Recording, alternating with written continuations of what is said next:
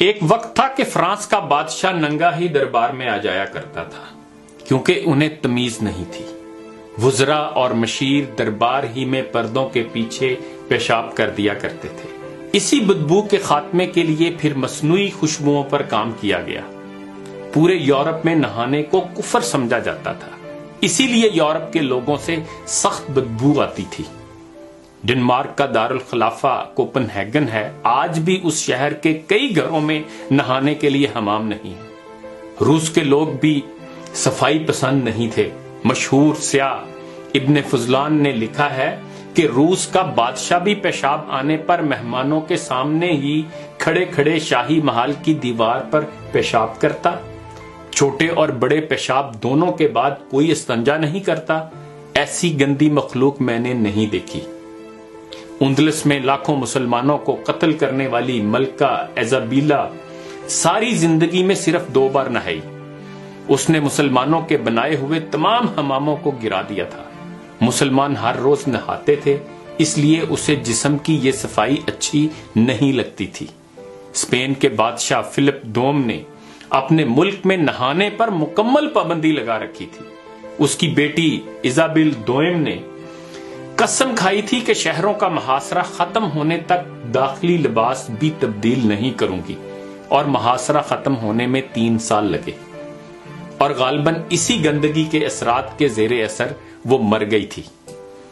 یاد رہے کہ یہ عوام کے نہیں، مغرب کے بادشاہوں اور حکمرانوں کے معمولات تھے جو تاریخ کے سینے میں محفوظ ہیں۔ جب مسلمان سیاح کتابیں لکھ رہے تھے، جب ہمارے سائنسدان نظام شمسی پر تحقیق کر رہے تھے، ان کے بادشاہ نہانے کو گناہ قرار دے کر لوگوں کو قتل کروا دیتے تھے۔ جب لندن اور پیرس کی آبادیاں 30 اور 40 ہزار تھیں، اس وقت اسلامی بادشاہ کی جانب سے فرانس کے بادشاہ لوئس چہارم کے پاس بھیجے گئے نمائندے نے لکھا کہ بادشاہ کی بدبو کسی بھی درندے کی بدبو سے زیادہ متفن ہے۔ اس کی ایک لونڈی جس کا نام مونٹیا سبام تھا، بادشاہ کی بدبو سے بچنے کے لیے اپنے اوپر خوشبو ڈالتی تھی۔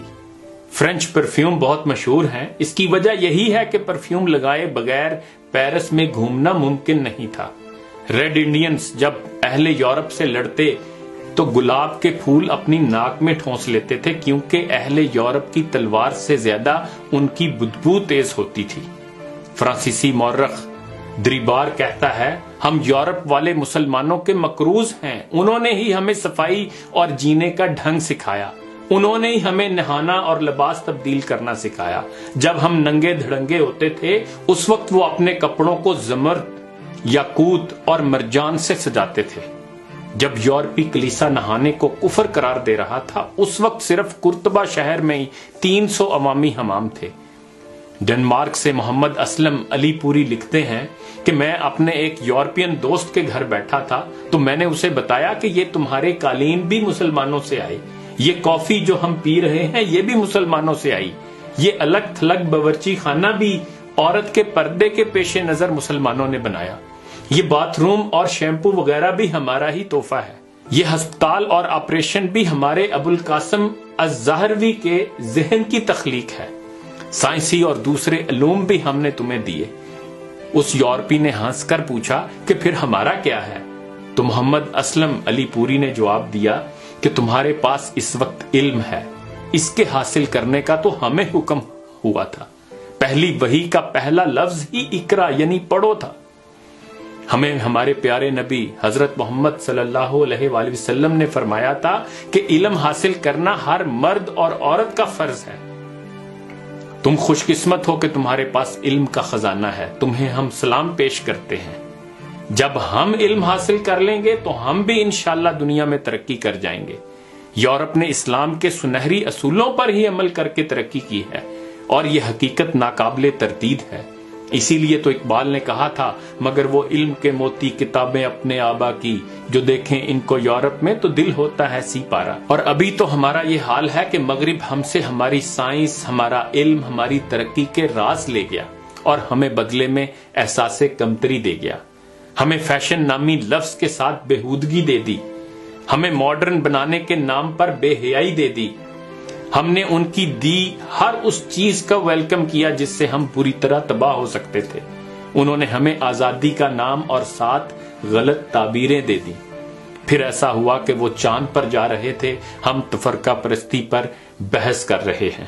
وہ مریخ کا سفر کر رہے ہیں، ہم 1300 سال پہلے صحابہ کے مسلمان ہونے نہ ہونے پر بحث کر رہے ہیں۔ انہوں نے سمندر میں پیٹرول کے ذخائر بنانے شروع کر دیے، ہم نے پیٹرول سے جلاؤ، گراؤ، آگ لگاؤ تحریکیں چلانا شروع کر دی۔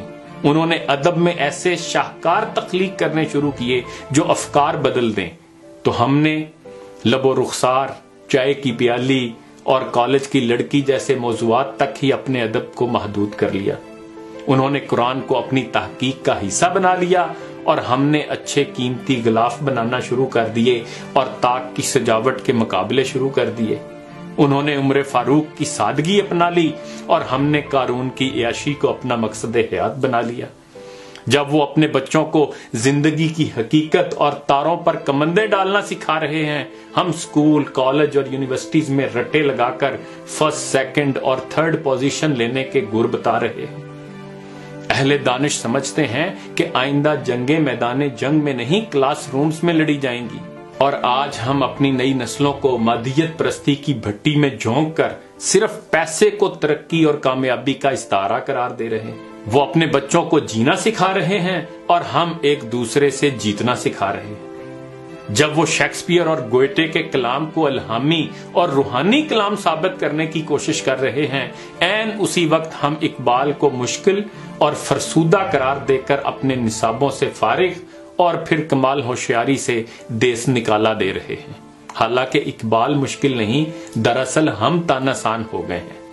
اقبال نے بھی ٹھیک ہی کہا تھا کہ تیرے صوفے ہیں فرنگی، تیرے قالین ایرانی، لہو مجھ کو رلاتی ہے جوانوں کی تاناسانی، اور تجھے آبا سے اپنے کوئی نسبت ہو نہیں سکتی کہ تو گفتار وہ کردار، تو ثابت وہ سیارہ، گنوا دی ہم نے جو اسلاف سے میراث پائی تھی، سریا سے زمیں پر آسمان نے ہم کو دے مارا۔